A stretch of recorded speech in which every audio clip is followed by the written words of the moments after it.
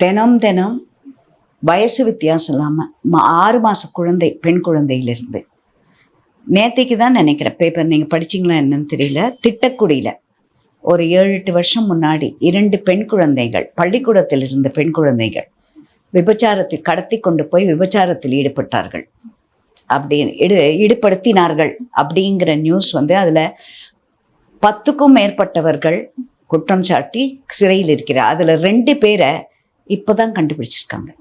அதில் இது ஒரு ஸ்ட்ரே இன்சிடெண்ட்டில் தினமே நடக்கிறது. நீங்கள் பேப்பரை திறந்தோனாலே ஒவ்வொரு இடத்துல டிஸ்ட்ரிக்ட் வைஸே நம்ம போட்டுடலாம். ஒவ்வொரு இதுக்கும் ஒரு பேஜே ஒதுக்கி எங்கெங்கே பெண்கள், பெண் குழந்தைகள் எப்படி செக்ஷுவல் பாலியல் பலாத்காரம், வயசு வித்தியாசம் இல்லாமல், நீங்கள் பெண்கள்ன்றீங்க, நம்ம கேள்விப்பட்டதே இல்லை, 80 வயசுலாம் கூட நடக்குது.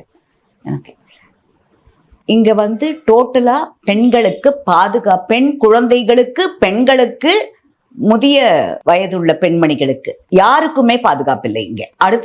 அடுத்து இன்னும் ஒரு ஸ்டெப்பு போய் கூட ஆண் குழந்தைகளுக்கு கூட பாதுகாப்பு இல்லை அப்படிங்கிற மாதிரி தான் இப்போ இருக்குது. ஏன்னா இன்னொன்று படித்தா ஒரு 12 வயசு ஆண் குழந்தை நார்த் சென்னையில், அது நியூஸ் வந்து தினமே அது வந்துட்டே இருக்கு.